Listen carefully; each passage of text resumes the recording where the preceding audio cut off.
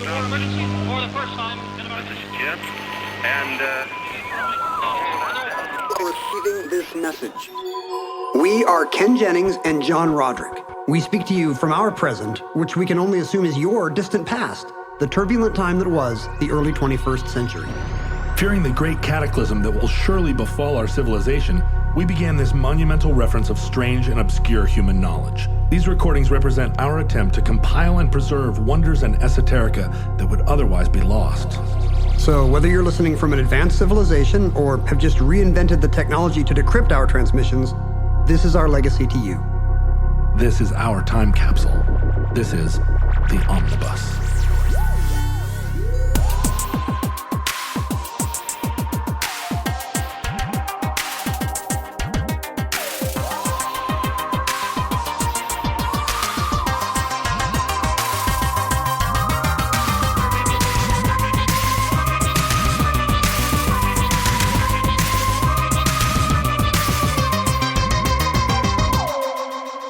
You have accessed entry 134.EZ1106.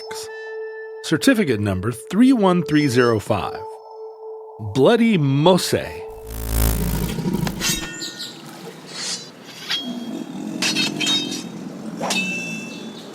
If you try to Google Bloody Mose, it assumes you mean bloody nose. It gives you hundreds of...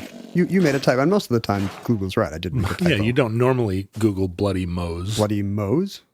And that's because this is a recently unearthed story from kind of an underserved nook of history, which is the kind of thing we like. Yeah, here on Omnibus. We do. This is the kind of thing we want to go into the record. Sometimes it's whimsical to put these kind of footnote stories into the official record. This is a case where we get to feel very virtuous. Oh, good. For putting the story in. I don't often get to feel that way. You know, we are putting these little-known stories from our time, but by virtue of having put them in the Omnibus, they become widely known and seemingly universal stories for futurelings, right? So they look back and they go, "What do you mean? Yeah. Bloody Mose is like one of our core The only thing tales. We know about calendars are those two weird ones you guys did shows about. We don't know what your normal calendar was, nor do we care. Yeah, we had to reinvent math by listening to your shows and then trying to back engineer them. So maybe you should not try to, if you don't want to fill in the future only about the trivia of a culture, should we just do a show on cars? Cars. Here's what cars were. Jobs. Here's a show called Writing Things Down. Written language. You guys are going to love it. No, I mean, the reason to feel, I'm joking about feeling virtuous, but like so many kind of underserved and forgotten crannies of history, this one involves the American continent's troubled history and legacy with people of color. Both indigenous people and the enslaved peoples brought here. Who unearthed this story? Are you going to start with the? I don't mean to jump on top of your notes and tell you how to do it. Let's do some meta narrative here. Ken, talk about your creative choices. Yeah, Ken, how did you discover the story of Bloody Mose? This was suggested by a listener named Connor. Oh, who contributed to the Patreon. Well done, Connor. Sent us a list of like pretty good omnibus ideas, including one about the island of Lanai, which I was very tempted to do because it's got so many. We both love Hawaii, and Lanai has so many just crazy episodes from pineapple plantations all the way up to Larry Ellison. Right. Let's save it because I think Lanai is a good show. Maybe Connor's going to get 2 for the price of 1 here. Yeah. But he mentioned a name that I had never heard before, Francisco Menendez. And I thought, no idea. Sure. Conga orchestra leader of the 40s. I would have bought it. Portuguese fascist dictator. Who knows? Right. Really, literally no way to know. Yeah, he could be like a fruit and vegetable picker union organizer. Exactly. There's streets named for him in the Latino districts of many a southwestern city. Mm-hmm. Literally no way to know. Baseball player. Except, heroic baseball player. But it was a little bit hard to find out about Francisco Menendez. Not to say that people with Hispanic names are only fruit pickers and baseball players. Now I'm hearing myself talk. Well, he could be, like a great district court judge. I said, maracas wielding band leader and and fascist dictator. So I feel like mine are much more empowering. Yeah. Anyway, duly noted. But there's not, so could be anything. And there wasn't a lot, it proved to be somewhat hard to research because the story of Menendez and his city is a little bit lost in the maw of history. He had his own city? He had his own city.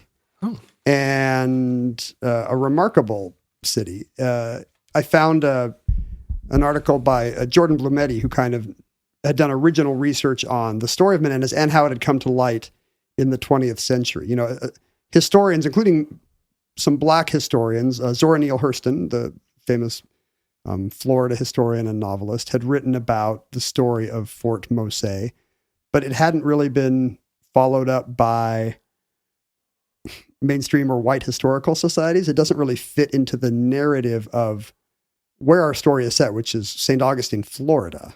Florida has such a distinguished history of race relations and transitions. Some of it in St. Augustine, but famously America's oldest continuously inhabited city, right? In 1565, one Pedro Menendez de Avila, just maybe a few decades after Ponce de Leon arrives in Florida looking for his son Juan, who has gone missing in a hurricane. His ship is disappeared.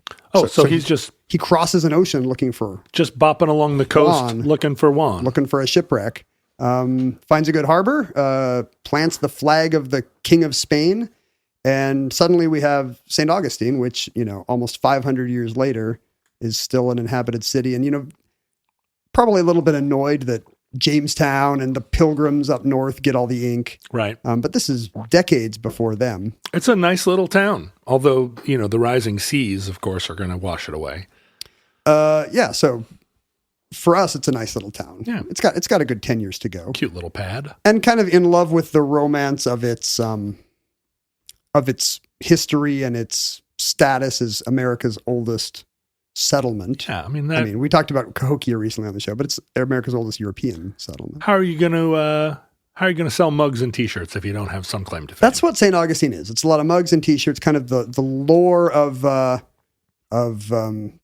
privateer era Florida, with all the pirates and the Caribbean and the rum and the slavery, unfortunately. But, that stuff all gets downplayed because they want to sell, mugs with skulls and crossbones on them. Yeah, the time I visited there, I got out of the car, I walked around, I did a Griswold, I kind of, What's a Griswold? The scene in National Lampoon's Vacation where they pull over at the Grand Canyon and the Griswold family gets out and they do like a 3-head bob and then back in the car. It's widely known as a Griswold. In our house, we use the word Griswold for a different tourism-related thing because we prefer the much superior European Vacation film. You're gonna plant a flag that European Vacation is a better film than National Lampoon's Vacation? I am really. Christmas Vacation is better than both of them, but this is for us. A Griswold is when you either take a wrong turn or you don't get off the roundabout at the right exit, so you continue to see the same you go landmark again. Look, kids, Big Ben and Parliament. That's a Griswold to us. I see. So you've done the briefest of stops in St. Augustine. Yeah, I think I walked out on the pier and kind of, took a look at the mugs and the T-shirts, drove around. I like to drive up and down the streets a couple of times, but then I headed out. I had other places to go. Bigger fish to fry. Bigger alligators to fry elsewhere. So there's this missing chapter in St. Augustine history, kind of a shockingly multicultural Enlightenment era experiment in maybe a different way America could have gone with America's, again, troubled history with indigenous and enslaved peoples. Is this pre-statehood? It's long pre-statehood. This is pre-nationhood. Oh. This is an 18th century story. Despite this, being kind of a footnote in history and of interest to mainly black historians, it really didn't come out. And the site of Fort Mose was not unearthed until the 20th century when an amateur local archaeologist began first metaphorically digging, and then literally digging into the salt marsh, trying to find the setting of this story. I thought you were going to say digging in the sand there on the beach. That archaeologist was 9 years old. No, I guess digging in the sand is probably a better idea than digging into a salt marsh. Yeah. I mean, you're going to get sawgrass and gators. Yeah, That's sure. the Florida State motto. Sawgrass and gators. Sawgrass, it's on the Welcome to license plate. Florida. The story of Francisco Menendez begins in West Africa. He was a young Mandinga kid in the Gambia region of West Africa. I think, for Roots fans our age, it's exactly where that story begins. Right. Alex Haley's ancestors. And at some point around 1710, because again, the records were kind of murky and the people who would actually care were not allowed to keep records. Mm-hmm. He was taken on a slave ship across the ocean to what was then British North America, the Virginia colony. But, then Virginia stretched into the Carolinas and then kind of sank into the Okefenokee. And at some point, Spain started. Right. The It Spanish also went all the way west to Santa Barbara. Virginia had the Grand Canyon and the Great Salt Lake in it too. Have you ever seen one of those maps where like the period maps where the original 13 colonies kind of just extend, their land grants extend west? Yeah. So it's like Connecticut is this little tiny band that like Goes through Ohio. hits the Great Lakes, but then starts again in Michigan somehow. It's a shame that's not, you can't uphold those in court. The problem with, again, this chronicle is we don't have, Menendez never kept any kind of diary or journal, because he was a slave and wasn't allowed to. But from what we know of him, it's a fascinating story. He escapes twice his plantation where he's being forced to work into the swamps. At one point, he spends some years with the Yamasee Indians, a local tribe, and in fact leads these Native Americans in campaigns against the British, against the plantation owners in the area. So, he's on the right side during the Indian Wars. He's obviously either a warrior when he was in Gambia or a natural born fighter.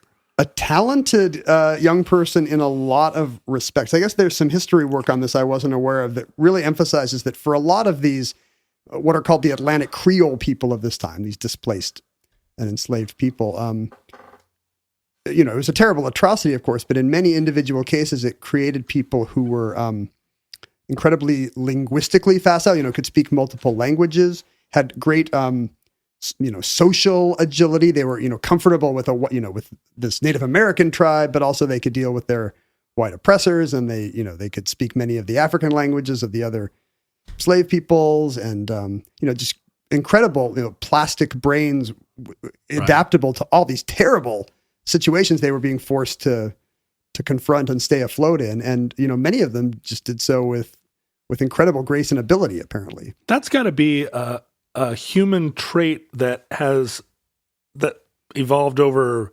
millennia, right? Because that had to have been a commonplace situation for a human being to find themselves be on the wrong side of a war or a slave trade. Yeah, right. Captured by one group of people and brought somewhere else and used initially as an interpreter, but then you become enmeshed in all these.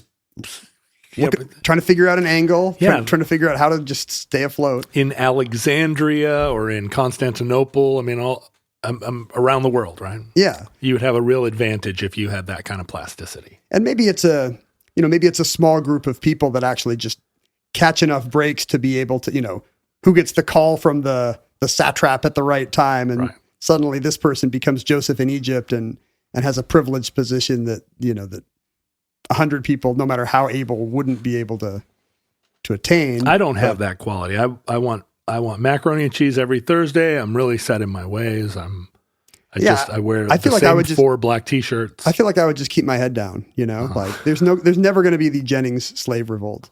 Of course. Hey guys, I think we should maybe do what he says. Hey guys. He just thinks we should work till all night. And there'd be a lot less trouble if we did it. So I really admire this kind of, I admire the Nat Turners of the world who are like, this sucks. Yeah. But also this guy who is like, how do I get out of here and, make a better world? But also not just run, turn around and take up arms. Like instead of going as far as he can, he's like, now that I've got these guys with tomahawks, right. Now we got some bows and arrows and stone-headed axes. I've got a list of people, it's Game of Thrones. So they start a frontier. Yes, and there is a frontier between again, the Carolinas, and then across the St. Mary's River into Florida. And what's interesting is that the situation vis-a-vis slavery is very different on either side of that river. The Spanish. Now, the Spanish hate the British, and the British hate the Spanish. They're fighting for superiority in this new global geopolitical realm. There's a whole hemisphere to fight over. Still true to this day. Yeah. And, I don't want the Spanish to come off super great in this story because they are totally doing genocides all over the Caribbean. They invented it. Well, at least in the Americas. It was called genocidio. We had to translate it. No, I don't know if that's true or not. But yeah, they don't have the best track record with indigenous people in the Caribbean. I don't think we need to make that case. But they hate but slavery is treated differently in the law there. And again, I want to stay on the right side of not being like, hey, this is the good kind of slavery. Are you both sidesing the Spanish and English slavery game? I'm going to get to the point of defending Spanish slavery, at least in comparison to the English slavery. Okay. And I do not want to sound like one of these, hey, a lot of those masters were actually pretty chill to the slaves, guys. Let me just asterisk here that I am against slavery. I don't know about Ken. You hate all the kinds equally, and even to distinguish between them seems like, really a waste of time. I have on my list of omnibus topics the Barbary pirates, and we're really going to get into it then. We're going to get some pirates this time too. If anybody is thinking of tuning out because we keep talking about ranking slaveries, there will be pirates. Please stick around, and not the kind of baseball pirates that outfielder Francisco Menendez played for before his tragic plane crash. In Spain, in the British parts of the world at this time, basically, if you're black, you're a slave. That's like a natural state for a certain kind of person disfavored by God. You're just automatically a slave, and you do what we say. In Spain, there's no such system. Don't get me wrong; they're enslaving a ton of black people and native tribes. But in Spain, it's more about becoming Catholic. That's a huge part of it. Slaves have legal rights there. They can take people to court. They can have property. There's some legal protections. And as a tactic, the kind of slavery being wielded there is mostly religious. It's a different kind of slavery. But look, if you are baptized Catholic and if you swear allegiance to the King of Spain, and you would be a really valuable tool in our arsenal against the hated British. So the King of Spain would love to build up black militias of runaway slaves from British plantations, or maroons, as they're called at the time. So in 1725, Menendez leads a group of runaway slaves across the St. Mary's River. He heads south into Florida. Yeah. So in the early 18th century, the Underground Railroad goes south. Yeah. If you want to get off these awful plantations to freedom, you head south into the swamp. I mean, I bet you once they got there, they didn't find the abolitionist Massachusetts of their dreams. There weren't starchy, righteous 60-year-old women to give them to sing hymns, and give them clean clothes, right? But what you do have is the Catholic Church saying, "Look, just get baptized and join the army for His Majesty, whoever the King of Spain is in whatever part of the 18th century this is, and you can be part of the culture." Spain's got a different history regarding multiculturalism than England does. They've had a mixed society for years. The Moorish influence on Iberia has come and gone. They have a great track record with the Sephardic Jews. Oh man! Speaking of Spain and medieval Spain and multiculturalism, yeah, we don't want to say they have a great record, but I mean they're accustomed to. The proximity to Africa, it's a different calculation. Yeah, and having North African peoples coming and going, so it doesn't freak them out that there might be a part of this town where people of color live. There's a part of this town where people speak a different language. That's kind of expected in some of these old Spanish cities. And also they've been in the Caribbean for hundreds of years, and they've chartered free black colonies in Panama and Venezuela and some of their islands for the same reason, to create a bulwark against British intrusion. It's exactly what it is. They're not above using these people who already hate their former British slave owners. Enter Sir Francis Drake. What do you want to say about Francis Drake? I got nothing to say about him. You know, my one of my great ancestors, Captain John Rochester, was. This seems like it would be played by you in a costume in the movie. Oh, of course, John Rochester. Here he is. I got it. With a that's an ex-parrot taped to my shoulder. God, that's such a nerd reference. I'm so sorry to everyone. We love Monty Python here, don't we, folks? Let's stop for a second and do our top 10 favorite Red Dwarf episodes. Go. John Rochester was given a charter to take a ship out and fight the Spanish in whatever that would have been, 16-aught. How'd he do? Is there a buried treasure maybe you could find? Well, we're still here. So if he's a direct ancestor, yeah, he must have done okay. He did well enough to get land grants there around Jamestown. Do you feel like you might be descended from some dusky-eyed Caribbean Creole woman who fell in love with the dotty Captain Roderick? I would love nothing more, but when we do those DNA tests, there's no evidence that there's anything interesting about us. Like the most interesting thing is like the people from Cardiff. Dusky-eyed, zero amount. So the governor of Florida will offer freedom to these escaped slaves, but it's pretty spotty because again, this is the early 1700s, right? And I'm sure nobody likes black people then. America's not that different then from now. So not everybody gets. It's very much a judicial and clerical roulette whether you actually get freed or not. But it wasn't a plantation culture. It was definitely more of a privateer culture. People are hunting and fishing and trying to sink British ships. Right. It's a mercantile culture as well. But yeah, it's not like in the Carolinas at this point, the black population, the slave population outnumbers their masters. Right. Because that's just the kind of labor you need to run that kind of awful system. But Menendez himself, another sign of his kind of initiative and ability, he actually petitions the crown. He writes letters to Madrid, or what would be the capital of Spain? Is it still in Toledo in the early 1700s? Yeah, probably. I'm not going to stop to look it up. He writes letters to Spain. Let's put it that way. Okay. Asking for La Corte Real. There we go. Asking for universal freedom for all escaped slaves entering Florida from the nascent United States, from the British colonies. From those British colonies. He's not suggesting that the enslaved people of Guyana are also released. No, but if you enter and get baptized, he thinks all those maroons should be freed, and the governor of Florida agrees. And in 1738, I think largely in response to Menendez's petition, all such former slaves have legal freedom. Huh.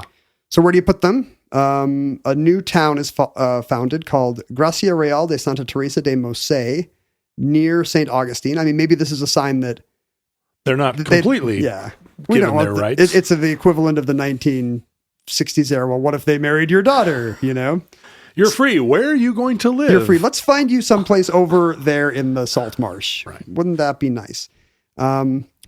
A new town is founded. Gracia Real is, in honor of the royal grace of His Majesty who has allowed this experiment to occur. Mm-hmm. And even though this new town has a Catholic priest on site and it has a Spanish military commander on site, Menendez himself has, proved so able that he's made a captain and he is in charge of this new city, which is called Fort Mose, because what, of course, Spain is really interested in is, first of all, taking as many slaves, disrupting the affluent British slave economy of the Carolinas, and then also creating, as you say, a Liberia in the Americas. Well, yeah, but a Liberia that stands between them and their enemies, arming some. So the interesting thing about the story is there is a Liberia in Florida 50 years before America is a country. Right. Almost.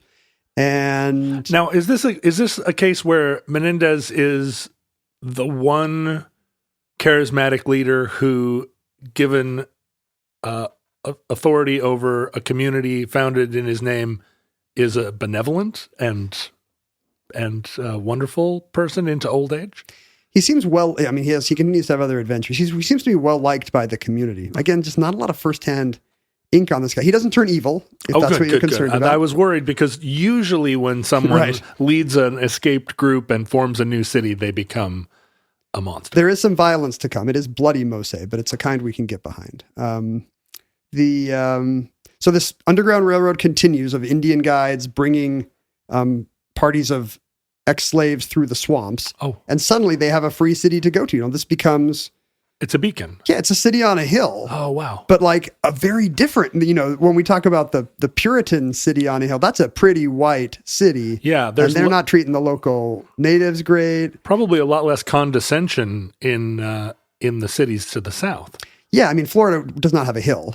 It's in Florida, so it's a city in a city in a bog. In a swamp marsh, right? Yeah, I can't believe there's no city in a bog speech by Ronald Reagan. But the existence of this city and the trickle of slaves out of the Carolinas actually, and what happens in 1740 actually begins to inspire slave rebellions up north in British territory. So the King of Spain is looking very smart here with his plan to kind of destabilize the Virginia colony with thought warfare and hearts and minds. He's the Russian trolls of his time. He's just on Facebook, just putting out some crazy theories. He's putting them on parchment and handing them to a Seminole guy to take north. But yeah, that's the equivalent of a bot farm in the where are we? The 1730s. And it's exactly. I mean, the parallels to 19th century America are really interesting because, you know, slave owners get pissed off in the Carolinas. They hire professional slave catchers who are supposed to head into enemy territory and recover their property. But this time they're headed south. I always imagine that as a thing where they're headed up into Maryland, but the first time it happened, they're like heading down to Florida to be like, hey, senor, you've got our property. So is Mobile part of, has Alabama become an American territory at this point? I mean, when does Mobile and all of that, like Gulf Coast, stop being Spanish?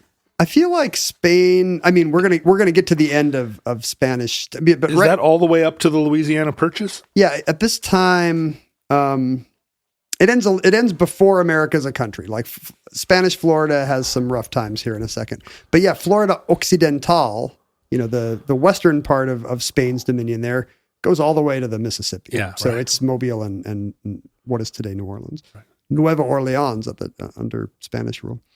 Is that really what they called it? Yeah, I think so. Huh. Well, I mean, I think it was probably founded by the French who called it New Orleans, and then when it came under Spanish dominion, they called it Nueva Orleans. They didn't call it Nuevo Toledo. What's the Spanish word for what's the Spanish equivalent of Orleans? You have to find out who the Spanish Joan of Arc is. But we didn't call New York New Amsterdam. We changed the name. It was once New Amsterdam. Yeah. Why they changed it? I know why. You know? Yeah. But you don't want to tell? No, I'll tell.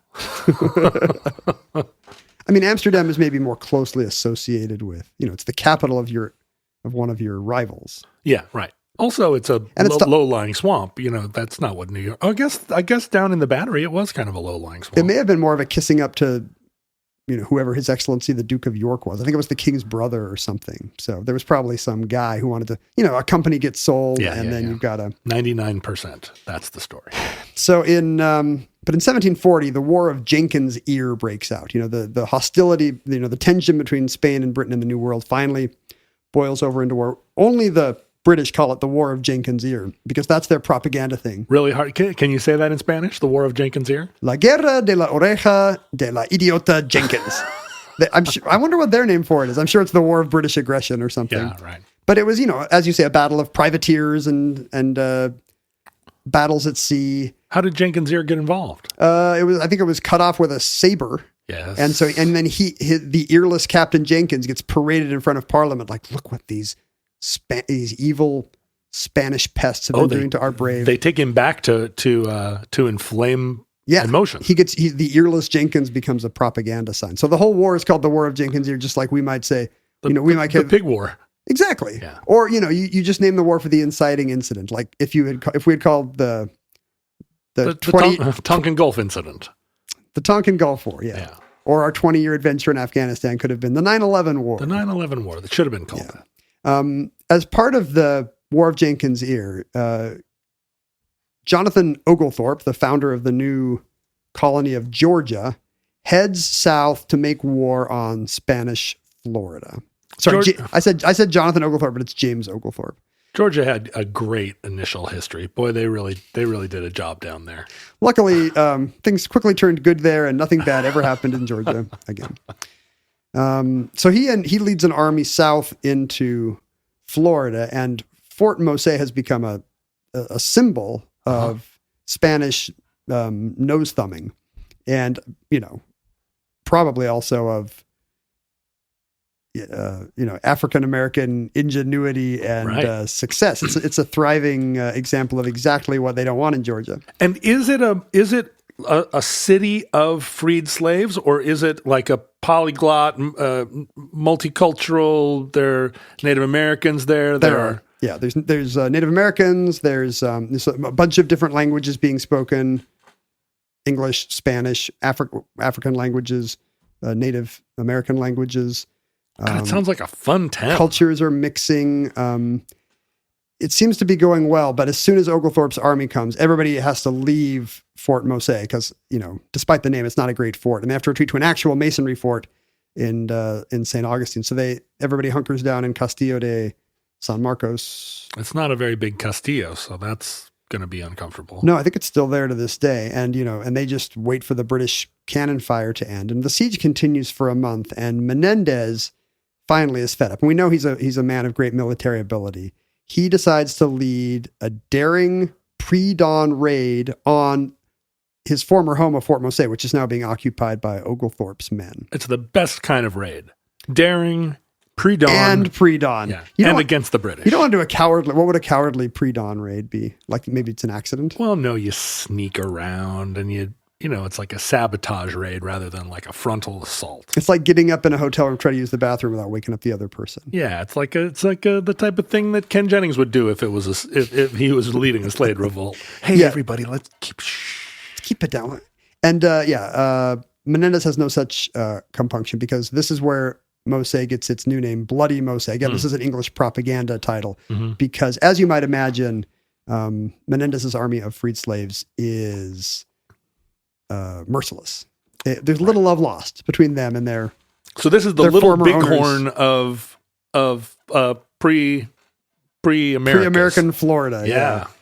So British soldiers are bludgeoned, they are castrated, they are beheaded. I mean, the kinds of atrocities you feel bad about. But then in a slave revolt, you're kind of like, well, if anybody ever had bludgeoning coming, nobody's ever really like, Nat Turner should have been nicer to those plantation owners, So I feel like even today, in a culture where we're very correctly anti-violence. Yes. Famously. I mean, the King William's War and all those wars up in Yankeeville, there was a lot of burning everyone to death up there too. It was kind of the style of the time. Sure. And different cultures have different patterns of violence. What represents valor in war might, seem like an atrocity on the other side and, creates kind of racist tropes about scalping and whatnot. But in this case, I think we can feel pretty good. So they wipe them out. Well, your name is Jennings and my name is Roderick. We're rooting for the ones that defeat our English ancestors. Because it's a kind of privilege we have. Yeah. We know we came out okay with really a lot of the money of whatever this plantation economy was. So we have unfortunately, we have the ease to say, man, yeah, stick it to the man, Francisco.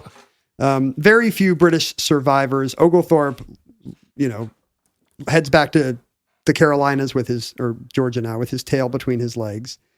And Mose is spared. And again, this becomes, like Jenkins' Ear, a symbol of the evil Spanish and, I assume what they would consider the cunning, subhuman, non-white enemy.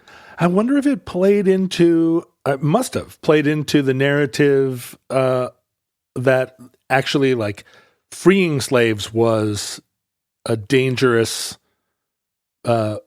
course to take because invariably they would wipe us out, stab you with a saber. Yeah. And they're not wrong. Word of the Mose success spreads north, and it's thought to have inspired many similar slave rebellions up north. The success of Mose leads to the Stono Rebellion and other kinds of slave uprisings in the Carolinas at this time. So why is Menendez not a symbol of freedom? Yeah, you mean in the Americas? You mean to this day? Why Yeah. is there not stuff named after him? Yeah, why did he not become like a rallying cry? I think it's just because it's so surprisingly early. Nobody's looking for black heroes in the 1730s in Florida, of all places, So he's gone under the radar. And again, because little has survived about him. And Florida is still disconnected from the United States It's its own kind of culture, right? Right, interesting. Just like it is today.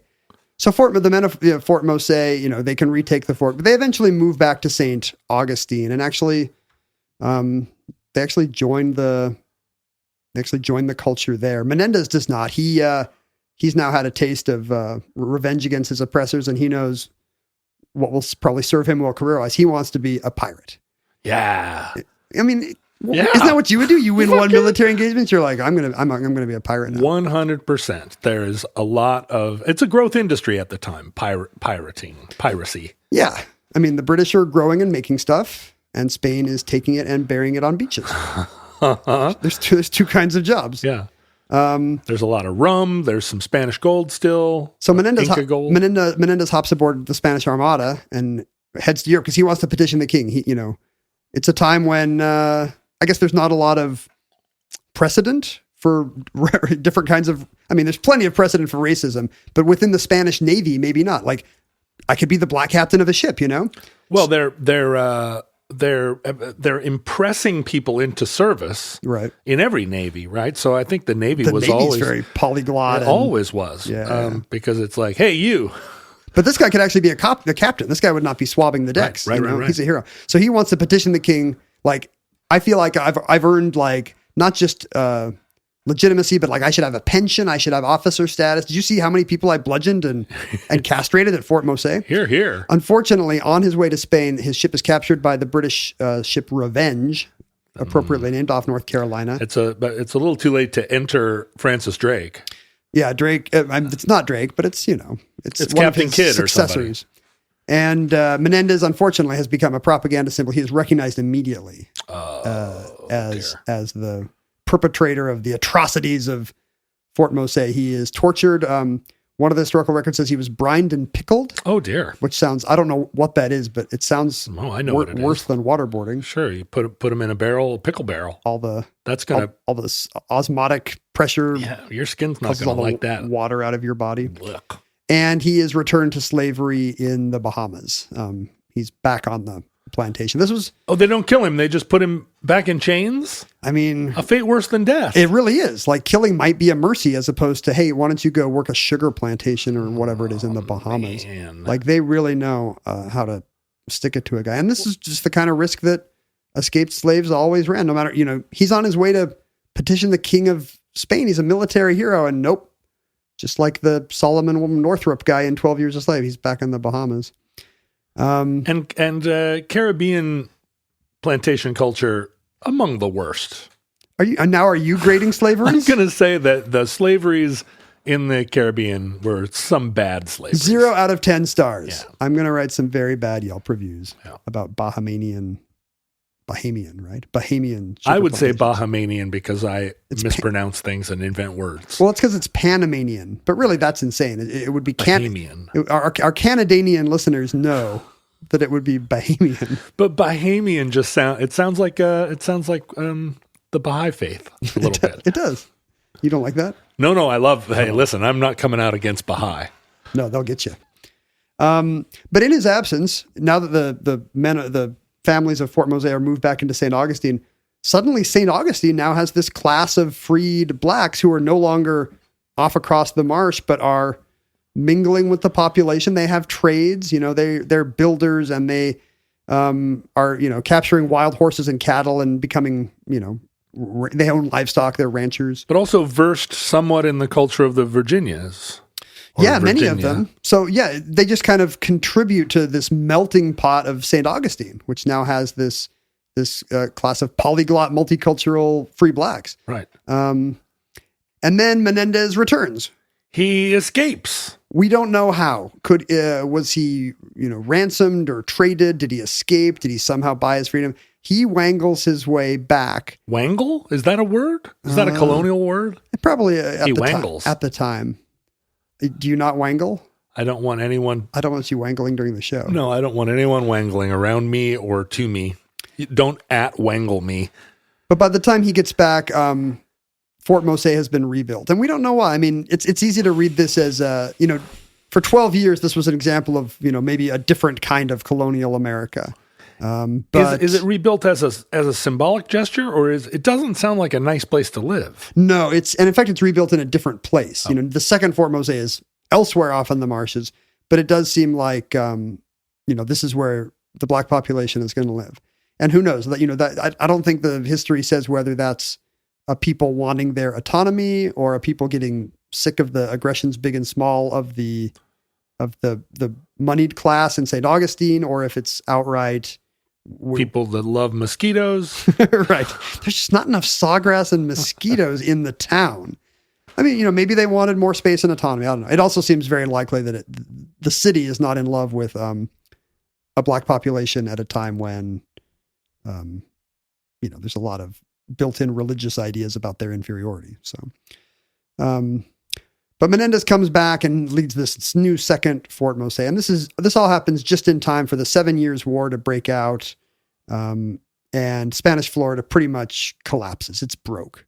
It turns out it cannot compete with the thriving plantation culture built on the backs of slaves just a few hundred miles north.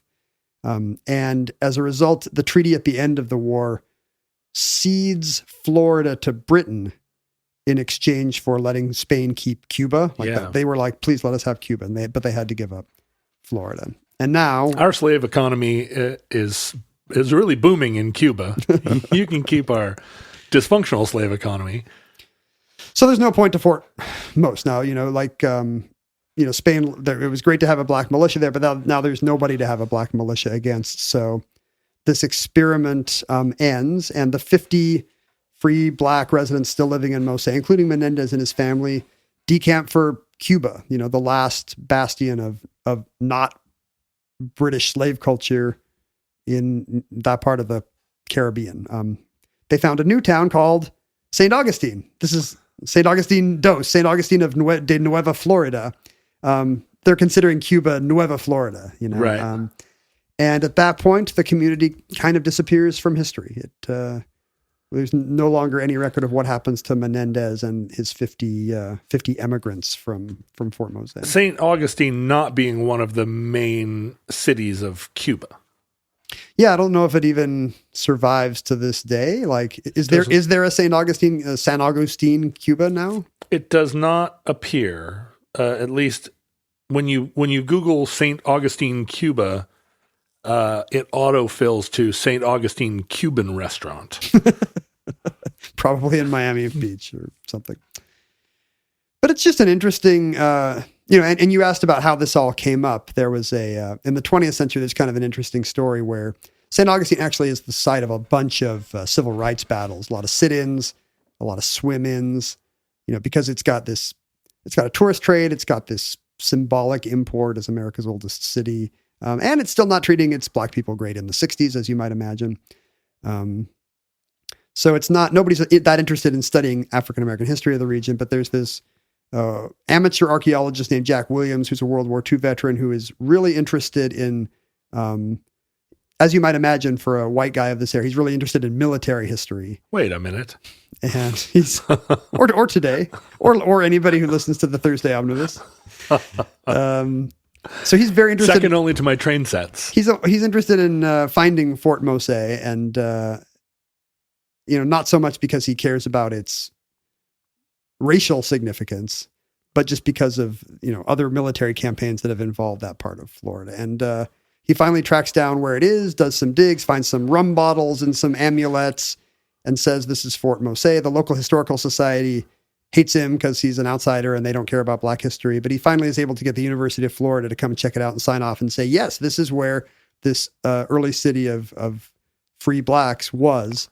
Do any foundations survive? Is it actually is it just a shell midden, or is it a town. They dredged that part of the marsh to build modern St. Augustine. So the place where Fort Mose was located is no longer solid ground.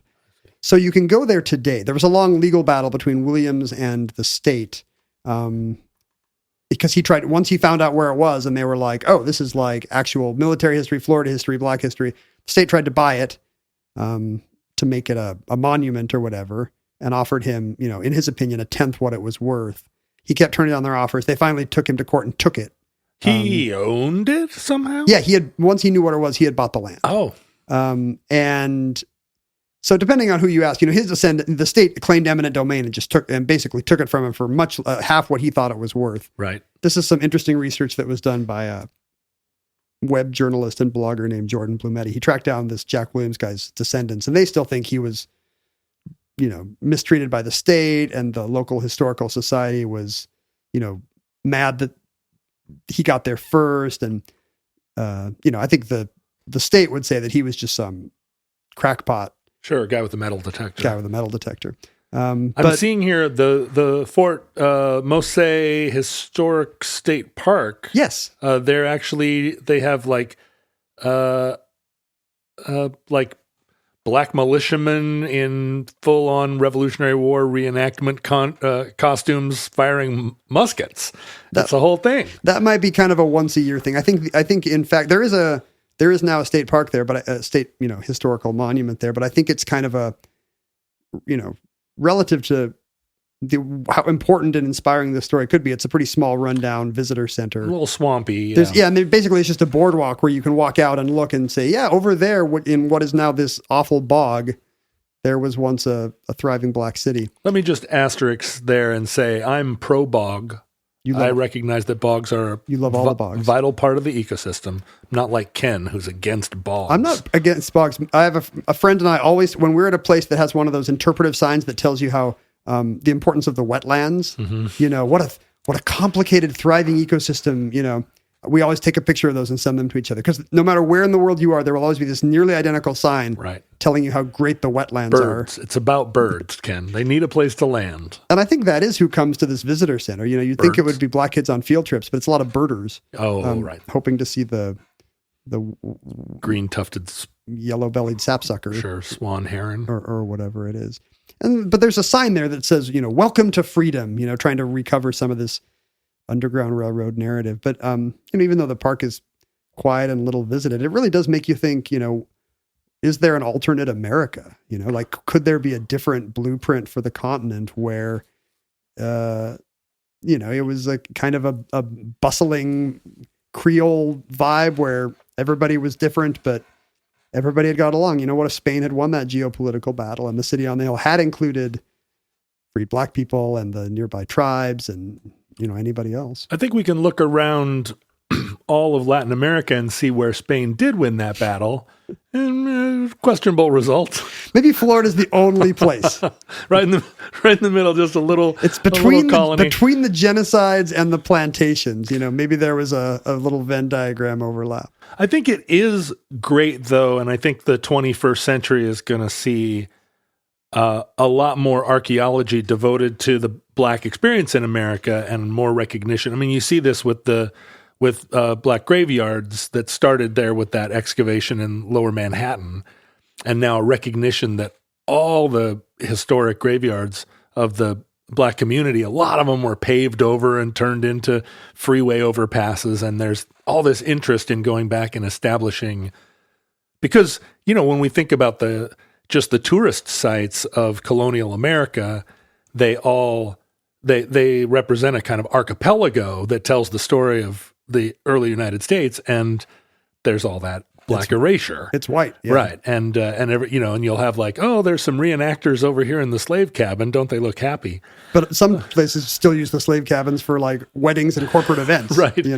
And so it's the only part of the plantation that survives with original architecture. Even if this is like a small little park, if it is an example of a beginning of a corresponding set of national parks and sites where this parallel America, parallel America, and the story is being told, and it's being told in a way that's given its rightful place. It's wonderful. I was at an event not long ago where Brian Stevenson spoke. He's the guy that he started the Equal Justice Initiative to try to get better outcomes from poor people and minorities in the criminal justice system in prisons in the South mostly.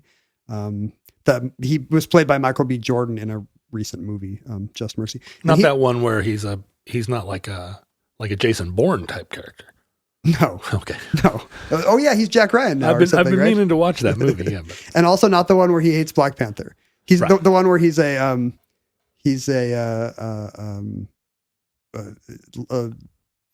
young struggling lawyer trying to get a guy off death row. Oh, okay, good. I've seen that movie. One of those. Yeah. And Susan Sarandon in that? You'd think.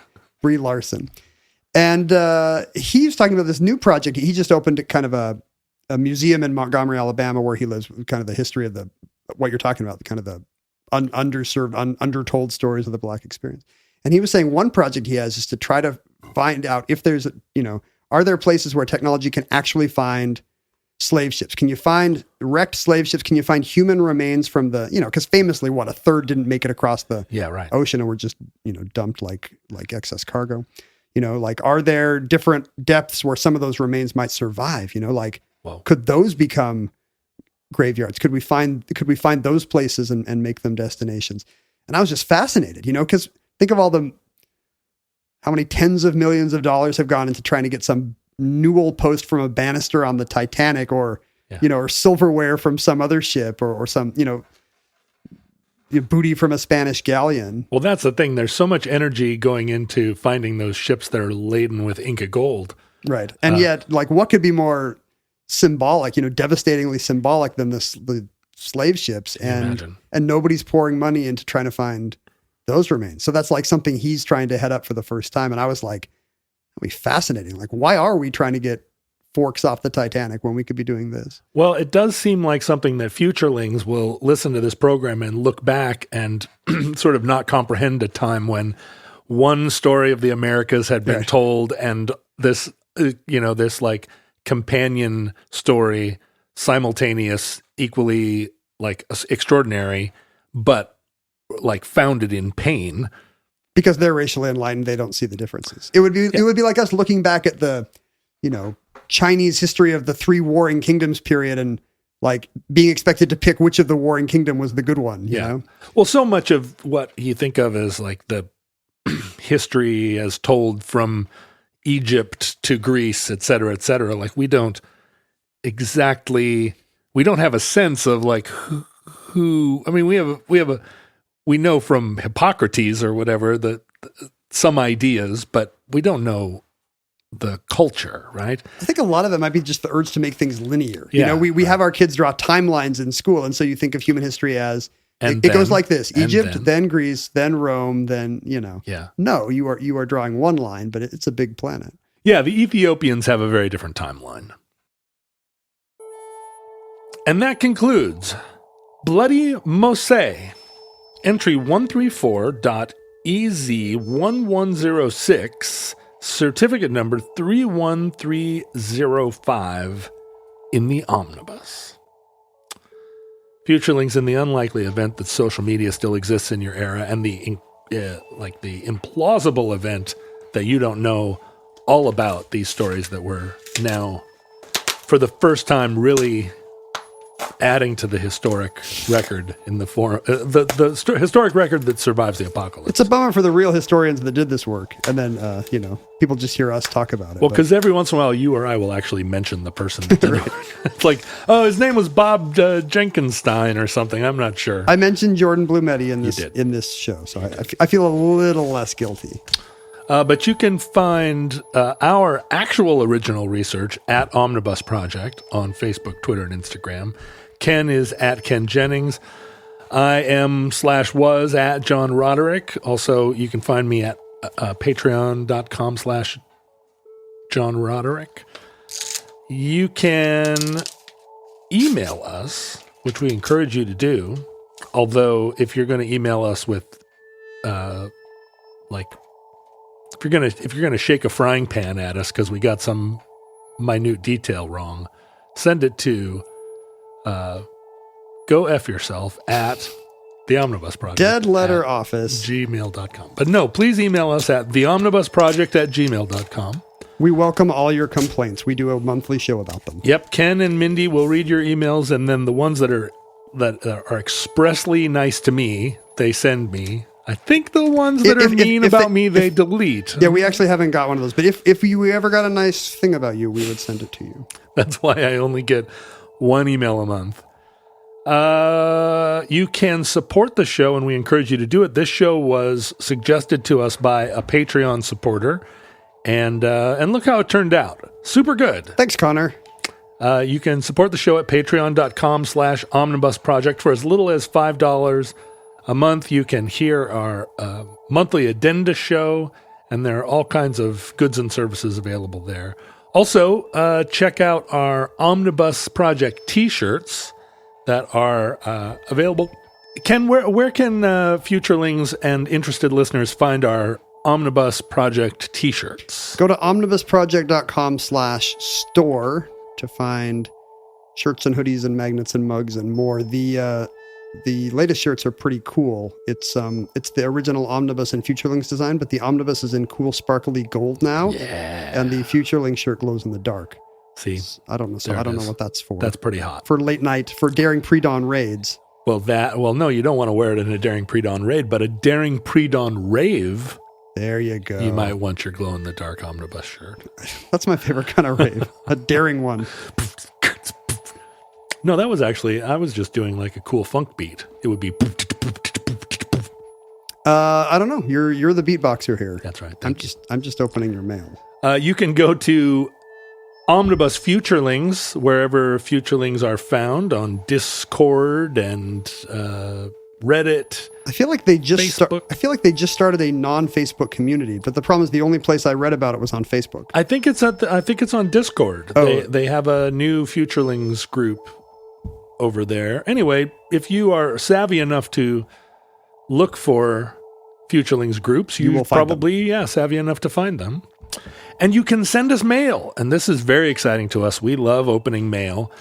Send us actual mail at P.O. Box 55744, Shoreline, Washington 98155. I see you rustling through some packages there. Yeah, Ken. our friend cartoonist David Chelsea, you mentioned that you have been reading comics, you've been reading graphic novels to your daughter. Yes. You can read them out loud. Yes. And David Chelsea has written an age-appropriate graphic novel for Dark Horse called Snow Angel.